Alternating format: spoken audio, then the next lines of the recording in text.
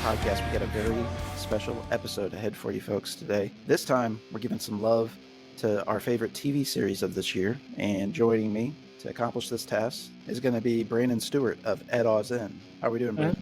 I'm doing great, man. I'm questioning whether or not I should be here because I do have a lot of gay tendencies, so I don't know if I'd be qualified to actually do this podcast with you. I was hired, as everybody knows from this podcast, as a Mexican immigrant that traveled here.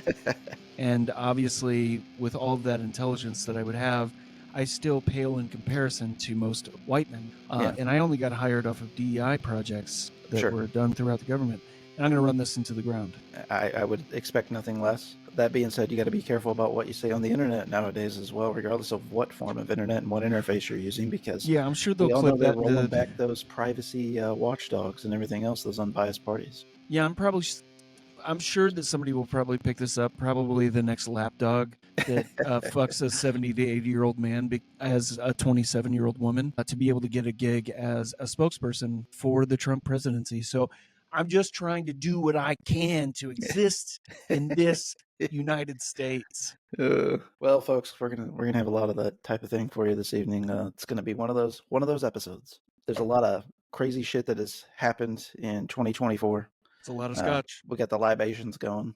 So we're just going to have a good time here. This is going to be pretty straight ahead, so just going to run through the format real quickly. We're just going to talk about our favorite TV series, what we would traditionally call TV series. You're talking to two guys tonight, talking nearing 40, so we know that TV isn't really a thing anymore, so we are taking consideration, streaming series, limited series, that sort of stuff. But we're going to just give you guys quick hits, our honorable mentions, so that's going to be things that we would have on our list. Let's say like in a 10 to 6 range. It's fine if we don't necessarily have that many, but we really want to concentrate tonight on our top 5. Stick with us, folks. We got some fun times ahead for sure. So, Brandon, I think I'm ready to get started on our honorable mentions here, so you are the guest of honor on this occasion.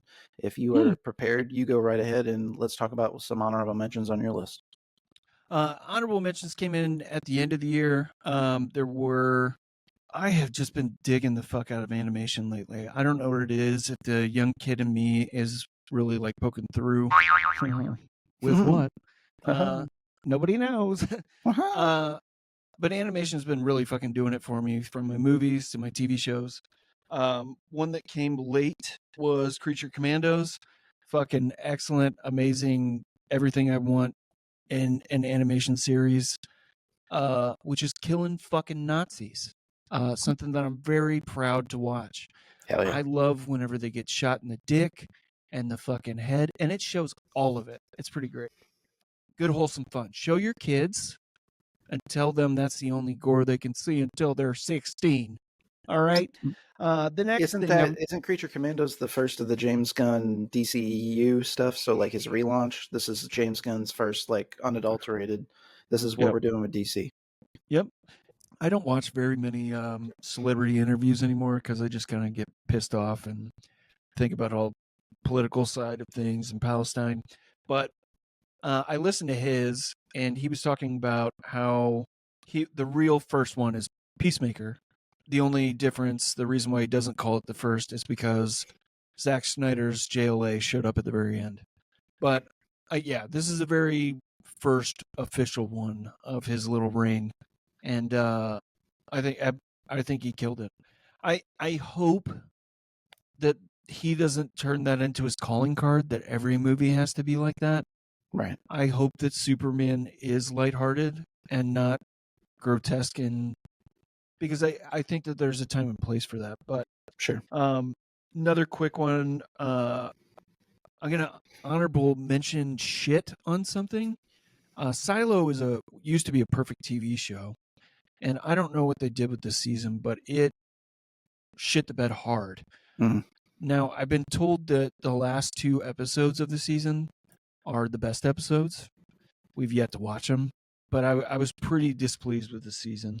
And then Baby Reindeer, I do want to mention, I think that's a good psychological study.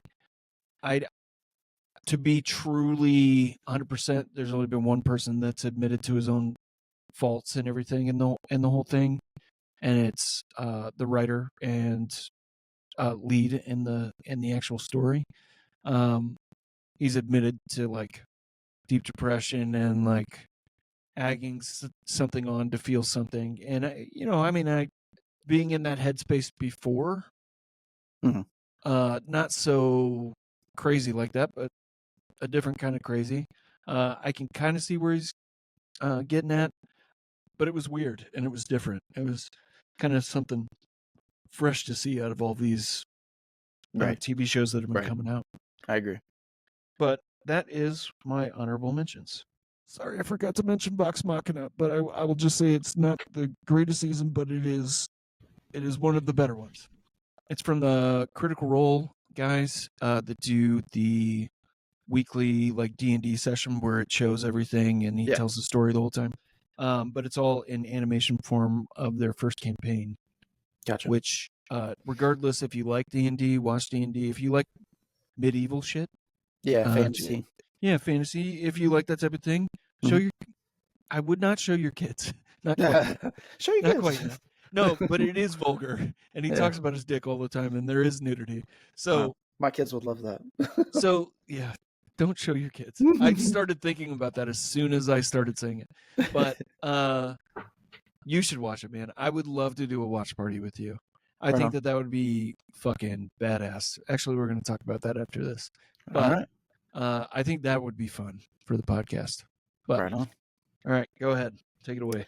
Yeah, so I actually also had Baby Reindeer as an honorable mention. The only thing that I would like to add to what Brandon said about it, just real quickly, like the one thing that I liked about it, I guess, and I'm just going to try and give everybody just like one thing about my honorable mentions. I like the psychological aspect of it that you haven't seen fleshed out on TV, and kind of the multiple psychological front that the lead character is dealing with, and that is the fact that he's kind of living a dual life in many respects, not only career wise, but romantically. And I don't know that I've really seen a show with that type of complexity and that much self induced stress in quite some time. So it definitely stood out this year. It was a nice surprise, and definitely would recommend it to folks. The episodes are short too. So I think they're only like 30 minutes. Yeah, and it's probably the realest Yeah. thing that you'll watch because this guy shits on himself too. I mean, Yeah, it's he's rough on himself. So check it out. Park Chan-wook, one of my absolute favorite directors of all time, probably on my Mount Rushmore of directors, certainly in the conversation. I I'm a big fan of his. Anytime he ever does something, I'm gonna check it out. His short series, his limited series this year, The Sympathizer, has Robert Downey Jr. in it playing like 4 or 5 different characters. The lead in it, I'm not real familiar with. He's almost kind of off-putting. He almost looks like an AI rendition of a person. I don't know. yeah. There's just something quite, just a little bit off. He almost looks like I don't know, like a robot. Like he might be in the first wave of. It feels kind of like stereotypy a little bit. Yeah, it has those moments for sure. But what I like about it is it brings that Park Chan-wook dark sense of humor that folks Yeah. might be kind of familiar with in some of his movies. But yeah, it's got a lot of fun, quirky moments. Yeah. One of my favorite things is early in the season, there's a little fight between some army buddies, and they're completely shit-faced, wasted. Yeah, I love that. And I I love that. laughed out loud so hard at that. That's one of my favorite While things. they're And just fighting in the background and yeah, they're talking. yeah, Dude, I fell off after like there was one episode where just nothing happened. sure. Which is rare for that. Yeah, great show. I recommend it for folks. Another one that's on my honorable mentions is Tires. It was actually kind of a newer show. I mean, Shane Gillis, I think he's one of the funniest guys out there right now. It kind of pushes the appropriateness of comedy, I guess, what people consider to be present day. I'm Brandon and I are both big controversial comedy guys, so we joke with stuff about each other that we should not joke about, and it kind of touches that nerve. And our sense of humor, I think, is the big takeaway for that. Yeah, I think that's our generational time that we grew up. Right. But I actually, yeah, I did like it. It's really Yeah. short, and the episodes are really short, so it's kind of like leaves you wanting more, but in a I good think they way, were but just also at the same testing it. time. Yeah, for sure. Yeah. What We Do in the Shadows, always have to mention it. It's on its last season. This is its last season. Yeah, and I forgot about that for a while, so I have to watch the last 2 seasons. That is like the most consistent TV show maybe that I've ever seen. Every season's good. There's no drop off. I mean, it's in like, it's not the same type of show, of course, but like in the Sopranos category, you know, like, or Deadwood, like those series that just do not miss per episode. My big honorable mention this year, only going to just briefly mention it because I believe you may have it in your top, Brandon, and you don't have to say when right now, but that's why I won't go into detail. But True Detective Night Country. I really enjoyed that this year, and so that would be like at the very top of my honorable mentions this year, and we'll get into the weeds about that later.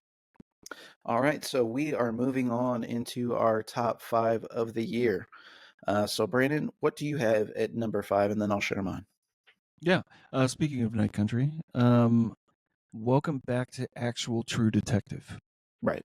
This was the closest thing to the original I agree.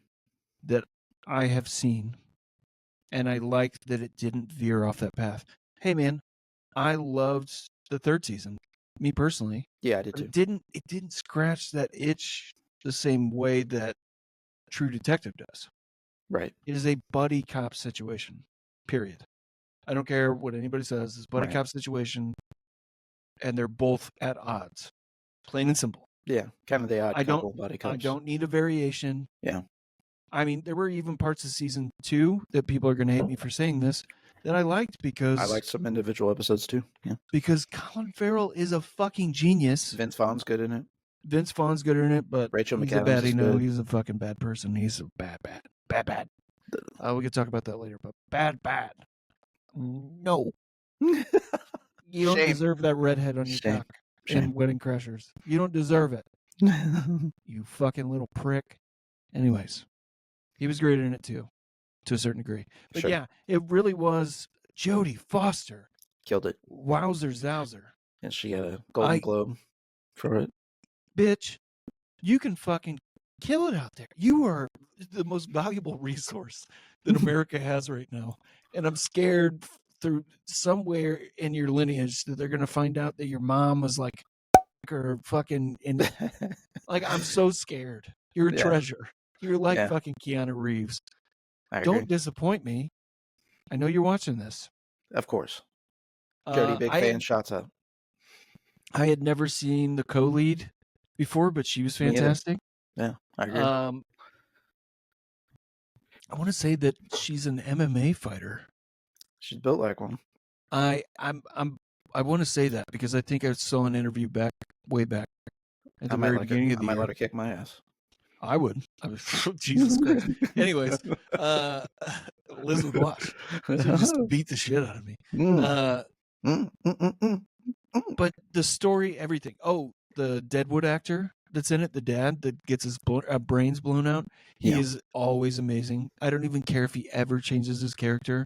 Yeah. He could go do that, and then he can go and do Eastbound and Down. Yeah. Which I showed to Liz. He fucking John Hawkes, bro. Freaking Christopher Eccleston as the, what is he, like sheriff or MP for the state, or like the highway patrol supervisor or something. That also fucks Jodie Foster. Yeah, Jodie Foster. And I don't know about you, but I don't want to see Jodie Foster get railed. I'm sorry. She's like America's mom in many ways. No offense, Jodie Foster. You've always been a mom figure, regardless of what you think, even whenever you're in Hannibal. I agree. You have the face of a mom. She's very motherly. I would never disrespect you with kissing you. Absolutely. I feel like you've always been there for me, deep down. From what was the movie with the Panic Room? Space exploration? Oh, Contact and Panic Carl Room. Sagan's By the way, Panic Room is her best movie. It's good. As far as her acting, because she was very new at the time of Clarice and everything. You were, but I mean, she's in fucking Taxi Driver, dude. Oh yeah, I mean she's good in all of them. Yeah. But she really found her voice in Panic Room, I think, especially as an older lady in the business. At that time, I think she was a little bit older, but then again, she has that mom face. Right. So yeah, it was a fantastic series. Still delved into the crazy shit. Funny story, real quick. Barrett had sent me a link of Matthew McConaughey and Woody Harrelson are teaming back up in True Right. Detective, and I clicked on the motherfucker and I read it, and I've never been more pissed off in my entire life. For a goddamn ad for I Texas. wanted to punch my phone. The idea Yeah. that you could hint at that. It's the most clickbaity thing on the planet, Oh, for sure. and I will never go back to that. Forever, never ever go back to that place that article came from. Because wow, you fucked us. You really. For The sure. idea of them coming back together for True Detective, if they came back together, With the original writer as well. was the original writer, Not the original director of the first season, but showrunner technically, I guess. yeah. But yeah. But that's my two pieces on that. Yeah, my only additional comments are going to be there's a lot of like in-depth like YouTubers out there that go into the depths of how this is an allegory for Dante's Inferno and things of that ilk, and it's kind of fun and fascinating to see that, and how this movie, or excuse me, this TV series is paced much like that story is as well. Yeah. Which, by the way, Dante's seven- Inferno is rumored to be floating around. Yeah, quite possibly. I think Christopher Nolan is interested in doing it. Yeah, I heard that, and I saw something about Robert Eggers. Yeah, Robert Eggers. Yeah, that I would like to see that. So, but so I wouldn't see Lars von Trier's. Oh, I'd like to see Lars von Trier's anything, but we've only got so much more time with the man. I think he's got Talk dementia. about a fucked up piece of shit. Anyways, yeah. Like, Who hates himself and lets everybody know it. Yeah, he's. Yeah. I'm sorry. I hope you make it through this. You're very sick, but I love your movies. Yes, please. If it's for the art, by all means. All right, my number 5 is Outer Range. Outer Range season 2, more specifically. This show seemed like it's very much trying to find its way in season 1, and intrigued me enough to come back for season 2. If I was to put season 1 on a scale of 1 to 10, I might put like a 7.5 or something like that. So, enough intrigue there. What I do like about it is that it's essentially a modern Western that is also a sci-fi movie at the same time, which sounds like two conflicting genres, of course. But essentially, if nobody's ever even seen Outer Range, it's about a family essentially that is on hard times and is about to lose their farm, and I believe North Dakota, if I remember correctly. And yeah, I think so. And they're kind of in a land feud, very Hatfields and McCoys, if you will, with another family that they've had generational issues with. The lead in it, which is Josh Brolin, comes to find a black hole essentially in the middle of his property, like a wormhole. Yeah, it's fucking nuts. So, it's great. And so we all know, if you know any just topical science, wormholes are theorized to give us the ability to travel through time, and they're somewhat unstable and all these things, and all of that is explored in the show. So season 2, after the characters and some issues are established in season 1, they get a little bit more into the deep canons of that in season 2, and the drama's ramped up. It really started to find its voice, and Josh Brolin even directs a lot of the episodes. Josh Brolin directed a lot and has producing credits on the series. Unfortunately, they canceled it, and it was on Prime, which fuck Prime, fuck Amazon. We stand with everybody boycotting right now, and all the people a part of the labor's unions and trying to organize labor unions against Amazon and so on. There's a lot. If folks aren't realizing kind of what's going on with that, I suggest you do some more research. But yeah, I'm on an Amazon. There's protests right now for unionization. So yeah, so I am off the Amazon bandwagon. I will not be purchasing anything from Amazon anymore. Nope. And I guess that's that on that. So that's my number 5. We're going to move on to number 4. I do want to say it kind of makes sense for Josh Brolin's kind of a weird dude anyways, but it makes sense for him to think of a story like that. I really wish that they would have had another season because I know he would have done more and he would have been even more involved. And Yeah. just knowing more and more about Josh Brolin, I've seen him do so many interviews. He's done. Toby Morris of H2O has his own podcast, One Life to Live. Him and Josh Brolin have become best friends, which is fucking weird and random to me. And they've only been friends for like the last 5 years. They've only known each other that long. But to actually learn a lot about Josh's backstory that I didn't know even. I mean, he just put out a book this last year too, but Yeah, that he's lived a cult that crazy he was life. in. Yeah. Yeah. He's been and had really just the craziest story. Grown up technically in fame, but he was a child actor, so he's been acting his entire life, but Yeah. he's worked real jobs. He's fell on hard times. He's, been addicted to things. He was a part of the hardcore scene in and out, weirdly, He which I did had no also clue. bleach his asshole. Hey, And that by man's allowed bleach to his do whatever he asshole, I mean wants. he pointed his taint up to the sun Yeah, perennium during shining. COVID. Yeah. Jesus Christ, Josh, what peyote were you on, bro? Bless him. I love that guy. Yeah, I mean he's different. I hold him close. But He's one yeah, of my that's the faves. only reason why I didn't continue, to be honest. Whenever you told me that season 2 was amazing, I should really watch it. Also, it's canceled. I was Yeah. like, what? Yes, I know. I do the same Yeah, thing that's sometimes. depressing, man. I was like, I'm not even going to watch it. It's going to piss me off. Yeah.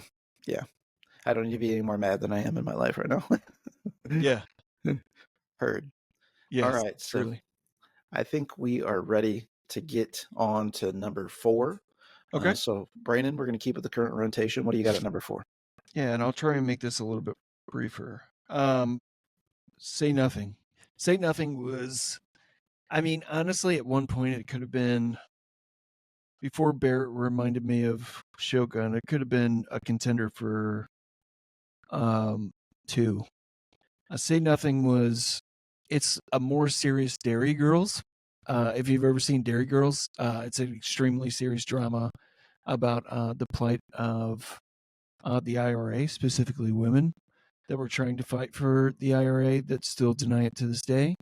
I just read, I'm in biological anthropology, and I found out, I go to college right now, and I'm in that class, and I found out that there's a thing that British government put out to the women of Ireland back during the Troubles that said, hey, you can send your baby off to be adopted by an English person and they'll have a better life. Some women did, and they sold it as propaganda to these women that they're going to be taken care of. Blah, blah, blah. Long story short, one dude comes out, finds out that his heritage, his mom lied till her grave, that he was born in not Wales, one of the areas in England, and he found out that his mother was from Northern Ireland, where they were shipping all these.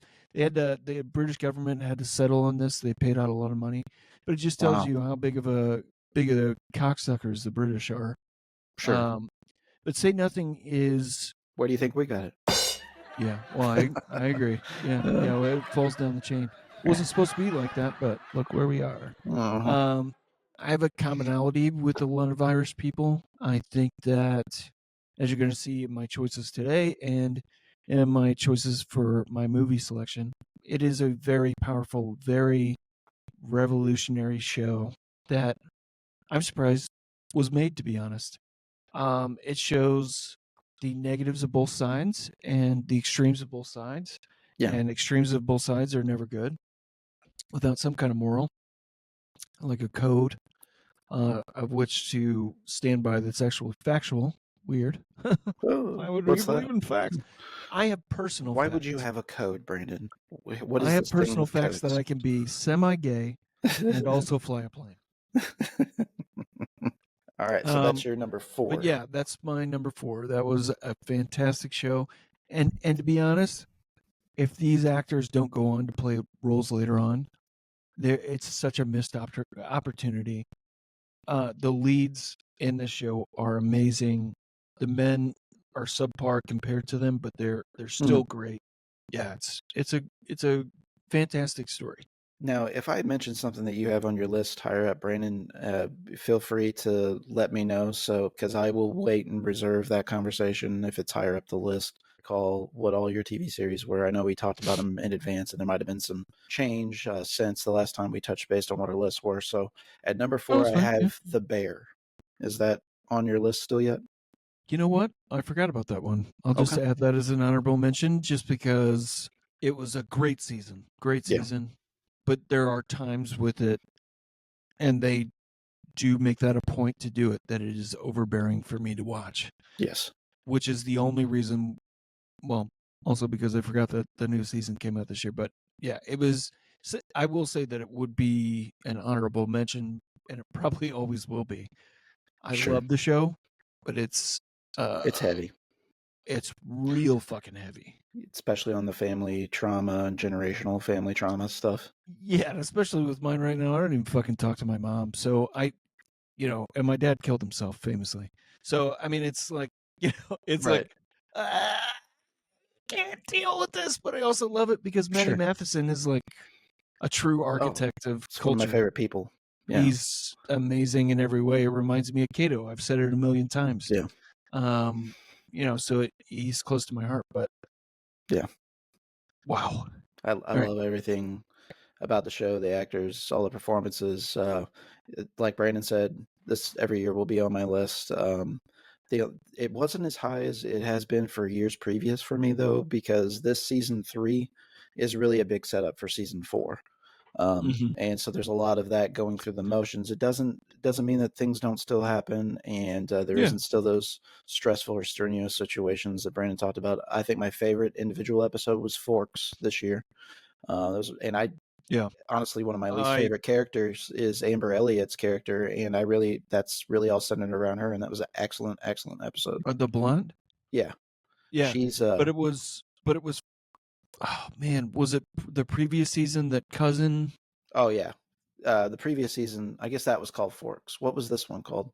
I know it was something that she had to go get because they were out of it at the restaurant and her water broke.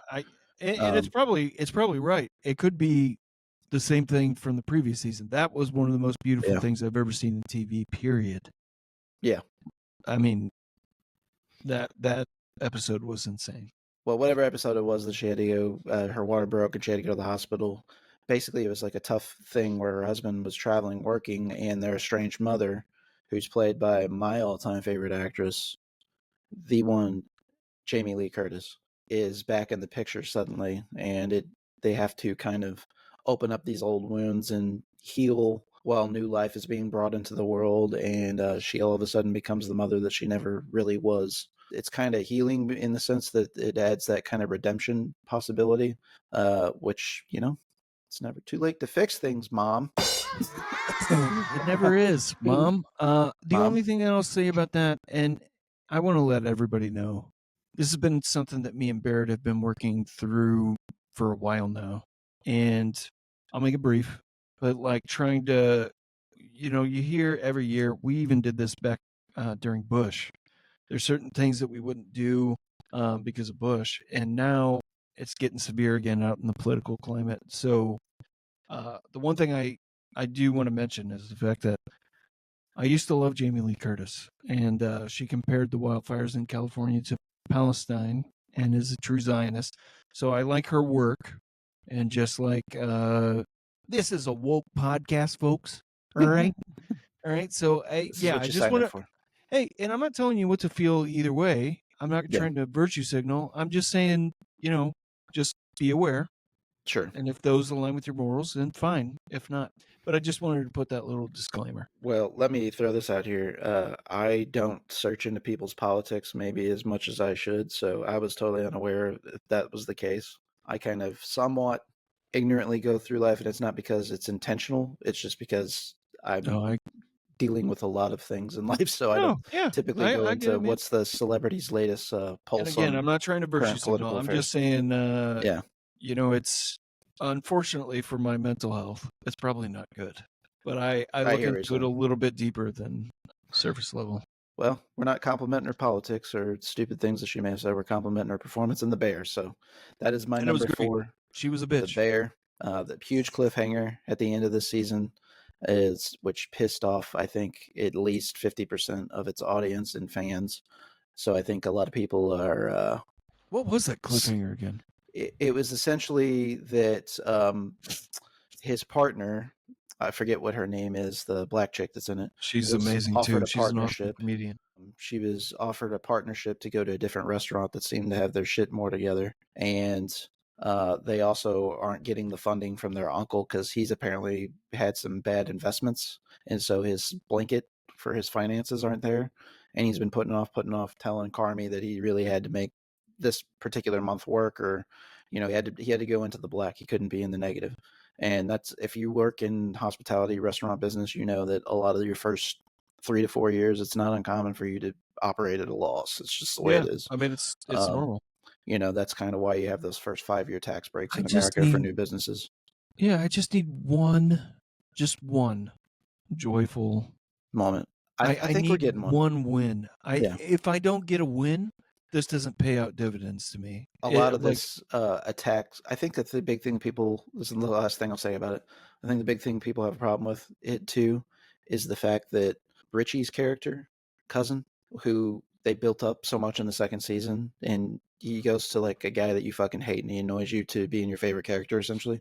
And this season, he's dealing with a lot of adversity after he's made so many personal changes, become a better person, been more accepting of his circumstance that he's in, and he just gets shit on constantly, and it fucking pisses me off because he's such a great guy. But that's the mark of a good show. It gets you invested, and you have these feelings about these characters.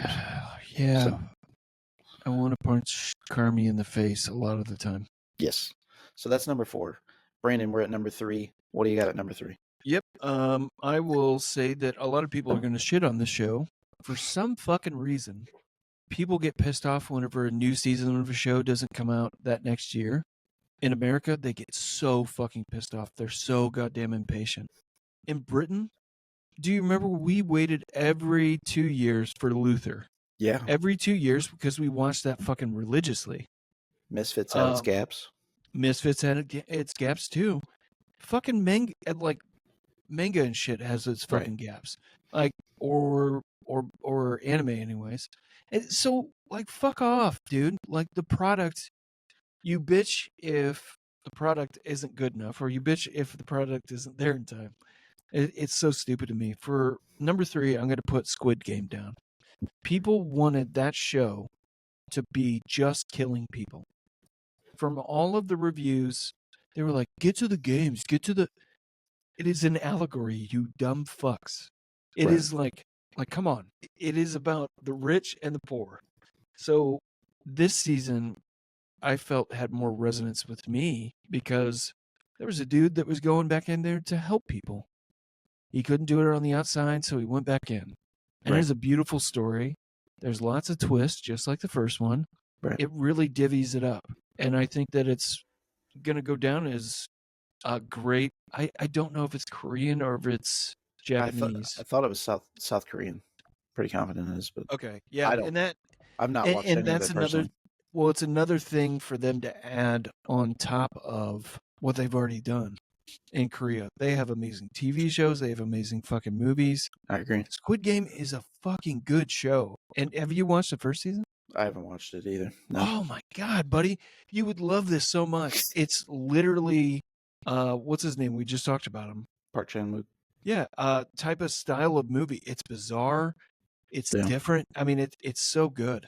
And the acting is just like what you would see from any kind of Korean performance. I mean, it's great. Yeah. Yeah. I haven't watched it, so I don't know a lot about it, but I do know that my wife and my son and oldest daughter and son watched it, and they were actually just trying to wrap up second season right before we got on here, and it's the first time I actually sat down and watched any period of it, and yeah, I can tell there's a lot of characters and stuff. And so what's insane is right. They can totally watch Vox Machina if they can watch fucking Squid Game. Yeah, we make them. They shouldn't have a problem. Parts. Yeah. So yeah. If that's the case, yeah. Sure. It is fucked up, and there are really cool storylines and very bizarre characters that are like in your face and don't make sense, but that's the point. So Squid Game's the newest season is your number 3. My number 3 is Shogun. Do you have that on your list? Yeah. Okay, so I will just wait to talk about that unless it's your number 2. No. Okay, so we will wait to There's go a in the weeds hint about that. there, guys. Yeah, And me as process a of gay, elimination. lesbian, bisexual doesn't know if that's true, so I'll ask the cis gender man. All right, let's go to number 2 then. What do you got at number 2, Brandon? It's so good I can't even fucking remember it. Penguin. Mm. Penguin was number 2 for me, only because of number 1. Well, that is my number 1. Yeah, no, I assumed that it would be. Yeah. The only reason why Shogun, well, we'll talk about Shogun in a second. Penguin is, I'm going to make this brief, very short, because I can't say that anything, anybody, anyone was better than the other. Right. It is a perfect show. I agree. There is not a hiccup. It is a perfect show. It is the little kid in me for an hour straight watching that episode, or every episode. Every single thing about it was the most perfect thing they could have done. That's it. I'll elaborate on it once I get to my number 1. So we've picked kind of by we should have waited. elimination. Sorry. We're doing it's fine, no big deal. I'll just say what my number 2 is then. So my number 2 actually, and I guarantee you this is on your honorable mentions, Brandon. You just overlooked it, and that is X-Men '97. X-Men '97 returned in a massive force this year. We were waiting for every episode. The only reason that it's not number 1 for me is because we've already revealed what my number 1 is. But the other thing is there's a split episode. So half of the episode is about Jubilee, and then the other half of the episode's about an issue like that Storm and Forge are kind of working through. Yeah, that was the only lame episode. The only reason it's lame is because it doesn't have that through line ideologically or narrative wise from start to finish like all the other episodes do. And then secondly, I'm sorry, always been the case. Jubilee, my least favorite X-Men. Always has been. It was a forced character created in the 90s for the TV series. I think I'm the only person alive that actually likes Jubilee. Nobody I know likes But Jubilee. even in this, I don't know what I saw. It must have been trading cards back in the day, Marvel trading cards. But I always saw her as everybody hating her, and the little boy in me was like, she's fucking awesome. Like, she's basically Gambit with like playing card or like sparkles, playing card sparkles. You know, I don't know. I don't know. I feel bad for her because she's like Squirrel Girl, and Squirrel Girl is a fucking badass in that Marvel Rivals game. I'm trying to think, is there any cartoon series ever in my life, other than like when I was a little kid, maybe, that I cried to? I don't think so. Like, this has got so much heart. It's a perfect allegory for the unfortunate things that we're having to face with the current administration and the concerns, issues we were already facing and concerned about prior to the current administration because of the justice system that the current administration put in place the last time they were in office. You know, and that has always been the case. X-Men has been a civil rights story. That's the reason that it's so meaningful. And I think it's, as far as story in any comics, they've always had the best story. Oh yeah, for sure. Because it's about real life. Absolutely. I mean, it's real life things that can hurt people. I'm going to guess whenever you cried. Give it to me. And I'm going to tell you that I cried at the exact same moment. I cried whenever Gambit died. Yes, absolutely. I bawled like a little fucking cunt. Me too. Just shriveled up in a ball. And Liz is like, are you okay? Are you crying? And I'm like, yeah, I'm fucking full on. Definitely. Like, I want to be honest, folks. That's how I feel about our current situation now, just like you said. And I will do the same thing as Gambit if it takes that. But yeah, it's a very powerful message, especially, I mean, and Disney fired the showrunner. Right. That was because the dude like had an OnlyFans or something at one point. So the fuck what, yeah, who dude? cares? Like, who cares? That was literally his only offense. We're burn time. Sorry, I didn't want to go into a big long spiel. That's all good. So, I mean, we're here to talk about Penguin and Shogun, so it really doesn't matter to me which one we tackle first. Let's get in the weeds about Shogun real quick. Yeah, Shogun is another one of those things. It's a perfect story. I think that I just told somebody this today, and I know. Oh no, yesterday, I was in bio anthology. I was talking to a dude about what I normally do in a character creation. Because vitiligo had come up, or vitiligo had come up on the teacher's like lesson, and I talked about how much I was always fascinated by that. I thought that was like super cool. So I told like the guy next to me, I was like, "This is vitiligo, like the coolest thing ever to me." I think it's like I put it on every single character I make a character creation for. I do that because I think that that's so dope. You're like a calico cat. And then we got into the story of it a little bit more, and then I was like, I've noticed that I always make an Asian character. I never make a white character, like old, grizzled. I always think of one person whenever I think of Japanese, and it is the. Because they all look the same to you, is what you're saying. No, I did not say that. I always think about one individual that I've always seen, the look on his face, you fucking cocksucker. I think about the dude from Sunshine. Yeah. Every single time. I always think about a badass being that guy. And he's in this TV show. And he is such a fucking awesome character. Yes. Pales in comparison to the other characters, I'll say. The female character is fucking amazing. The traitor, the little shitbag fucking vagabond that is the best character, period. Yeah. It is a perfect story made from a perfect book that I don't think they could have done anything other. And I was actually discouraged whenever the creators said they might have enough material to do a second one because it only ends in one book. It's actually historical. Yeah, it's a beautiful story. Yeah. And again, about revolution. Japanese dynasties, all that stuff always fascinated me. Not that we ever did any deep dives in traditional school. I really enjoyed it. The Cosmos Jarvis guy, the actor, he's John Blackthorne. He's kind of the British fellow that's a main character in it. He's different, but I like him. I actually like him a lot. I'd never been familiar with him in anything else. I think he did a really great job. It was kind of a breakout performance for him. I don't know that he was really on the awards and nomination circuit per se, but I did really enjoy him. He spoke Japanese somewhat in it. Probably butchered it. I'm no expert or linguist myself, but definitely a better job than I would do.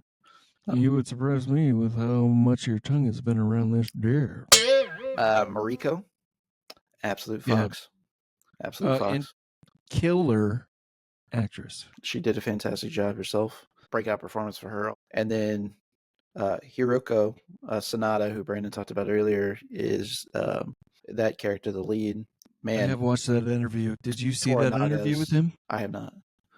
Oh my god, Toranaga is amazing. He's in Ringu, the original Ring movie from Japan. He was in a limited sci-fi series, I remember, that had a couple seasons. That was kind of like a pandemic thing at the end of the world. Almost had like the Thing vibes. I don't recall what that was called. He's the sweetest older man. Yeah, he's just great. I've never not liked him in anything. Like in his interviews, he is like the kindest, like just thanking everybody and just such a cool dude. But and then the shithead that flip flops. Oh, I was talking about that guy. Yeah, I was talking about that dude. Sorry. I'm not sure how to pronounce his name. I think it was Yabushigo or Yabushigi. Yeah, that's the dude that is a very big sweetheart.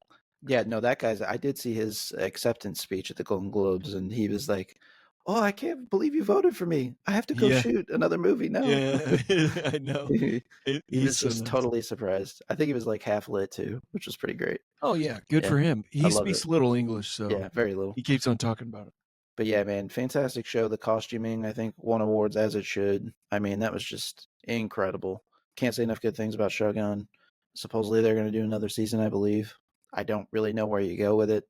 Drama, action, period piece, has it all. Comedic moments. It again, really does. Talks about and touches on the themes of how religion and race and class and those things are ruining our society, politics in general. So yeah, I really, really enjoyed Shogun. So I think we are on to the Penguin now. Penguin's my number one. It was your number two, right?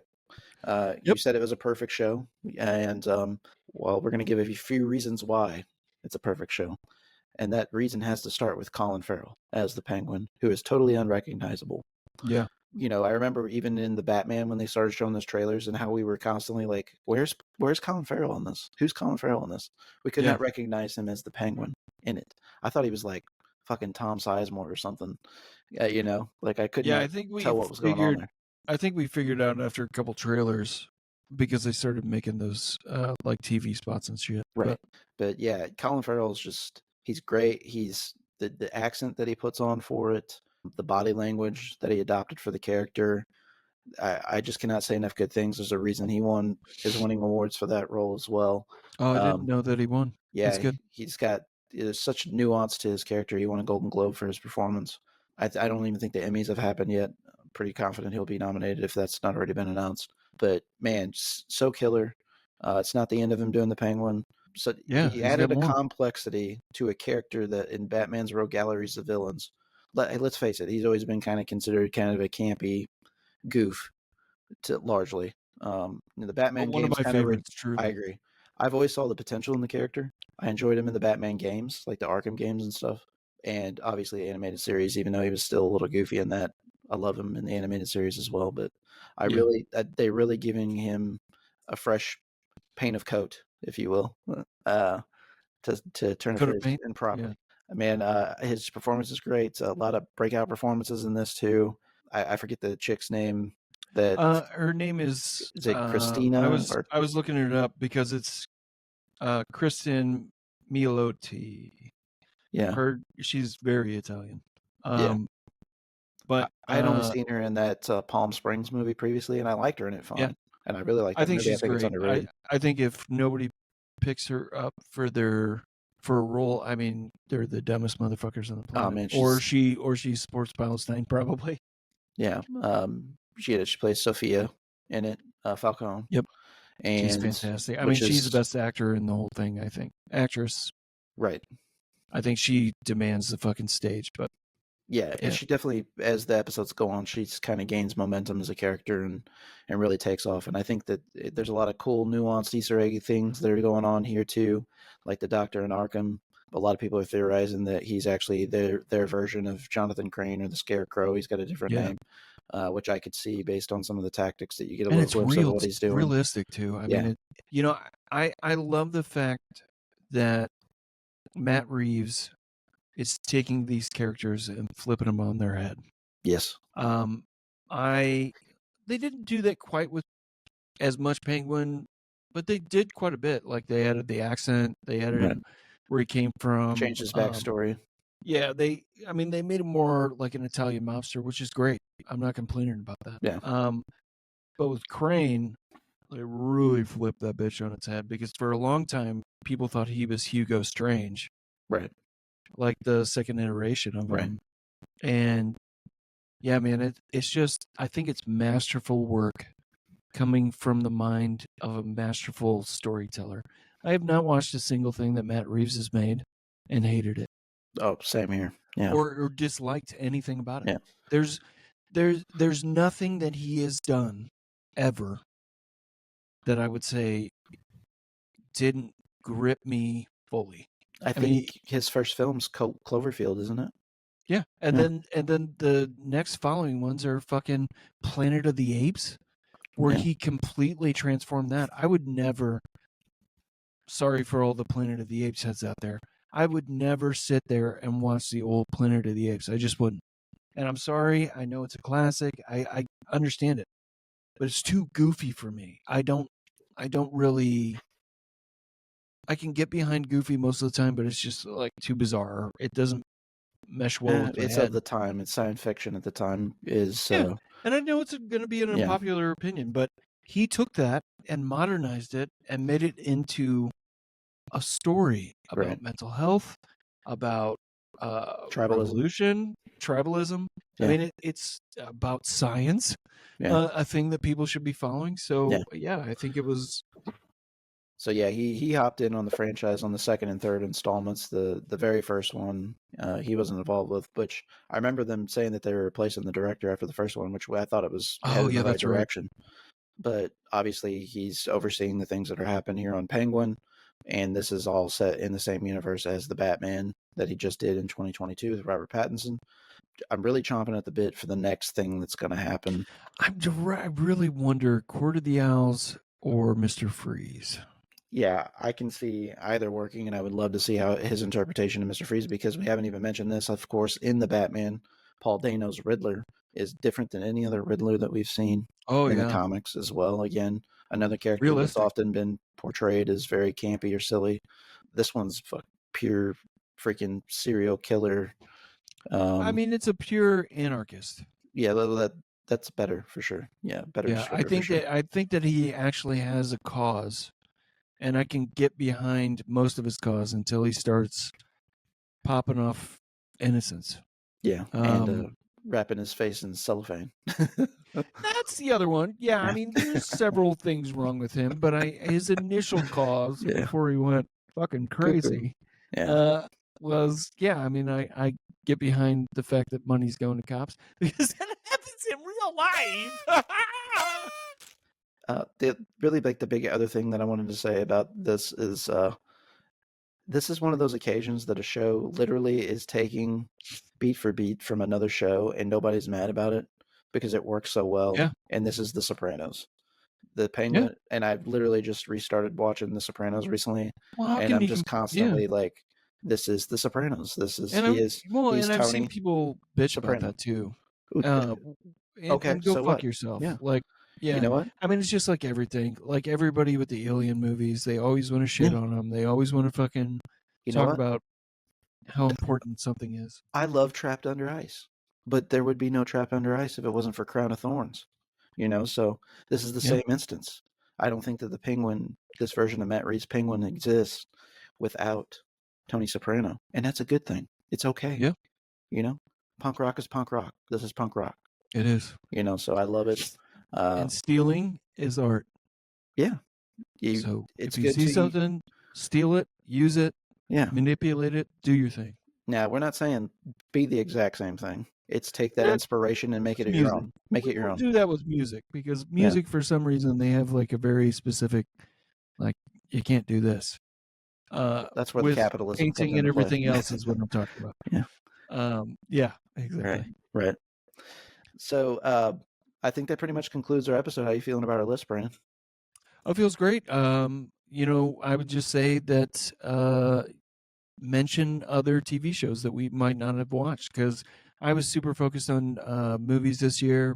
Yeah, same. I didn't really focus on TV shows as much because of the writer's strike. But mention movies to us, man. Hit me up on Instagram and let me know. EDAW'S end. EDAW'S while we're still there. _end. And yes, we will be leaving soon. Very soon. I'm just waiting to contact a few more people and bring them over, get their phone numbers. But Instagram, you can go fuck yourself. Absolutely, in all the metaverse. And so that'll lead me into making my statement real quickly about that. I did post on my Instagram recently that I will be leaving all meta platforms. I've already deleted the Facebook pages, both my personal and the ATI podcast, and I've already deleted my personal Instagram.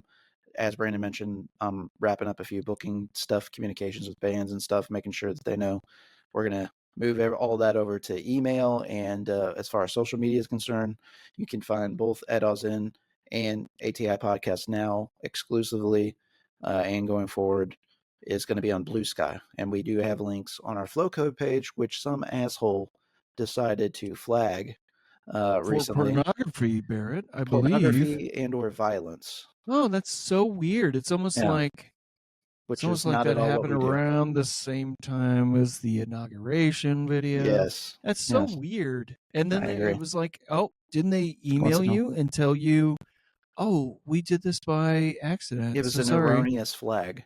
Yeah. Which so weird. And I wonder how many people out there this happened to and they didn't reach out to try and get some type of solution and maybe just jump services or whatever. Yeah. I'm not really, they weren't very clear with me as to how or why this happened, but these things that I've been talking about on my social media for the last few weeks and what was coming down the pipeline are literally coming to fruition. And I don't want to be right about these things, guys. I don't. This is not something I want to be wrong. Please make me wrong. I'm challenging the Trump administration, whoever is pulling these puppet strings, make me wrong. But unfortunately, we've been through this act before, and this is the worst reenactment of Electric Boogaloo 1. This is Electric Boogaloo 2. The shit show's on. Yeah, well, it's the shock and awe part that they always talked about. Yeah, you guys got to be able to.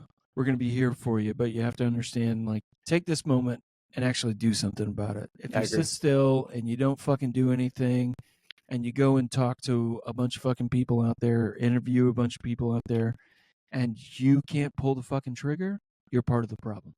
Yeah, and believe me, we're not making these decisions lightly ourselves. I know that Brandon and I have invested money into Instagram and building our audience and making connections and building a community there. And it's been a huge proponent and helpful, even discovering obscure artists and talents for us to Yeah. talk to for our shows. We don't make We this both, I mean, decision especially lightly. you have definitely interviewed some interesting people more than me, but yeah, I mean, These are the breaks. This is the situation, and I will address like some of people that I've spoken to privately or peripherally about this. Like for example, one theme that comes up in discussion is why don't you just stay on there and you be the agent of change? Well, unfortunately, that's not the way that this game is being played. People are being censored. Things are being taken down. We've seen it happen to ourselves. I yeah, went from 50,000 interactions routinely down to 17,000 interactions shortly after some things changed on Instagram. I know I say Instagram, I should be saying Meta. It was cross platform stuff. That doesn't just happen for no reason. We've been producing the same type of content. We've been speaking to even bigger and more popular artists. So some things just don't line up for me. yeah. It's not a conspiracy theory. These are the instances. This is what's happening. Well, in We've had the shit last, flagged, not just the flow code. I've had posts flagged. I've had shit taken down. I've yeah, been capped out on tagging people. Brandon and I collaborate all the time. Brandon, you shared something the other day, and it wouldn't even report on mine, but it was to yeah, do with and your it's so inauguration weird. episode. It's so weird that was the inauguration post. Yeah, The one thing I'll tell you, we keep on saying this whole thing where we stay there and be the change. It's not that world anymore. This happens all the fucking time. We get into a bad spot, and then you're like, just have hope. I have hope in a different thing, right. which is we've done the same thing over and over again because we do not want to get to, like, we want to stay in the bottle. We don't want to explode out of it. But you guys, if we keep on doing this thing, they don't give a fuck about us. They haven't changed. Right. They haven't changed since George W. Bush. The government literally was found to lie to the American people about nuclear weapons. And they still bring this guy to the fucking, like, every event. Yeah. And we see him as the goofy grandpa. Right. No. He's not the goofy grandpa. He killed men, women, and children with his little fucking war. Yeah.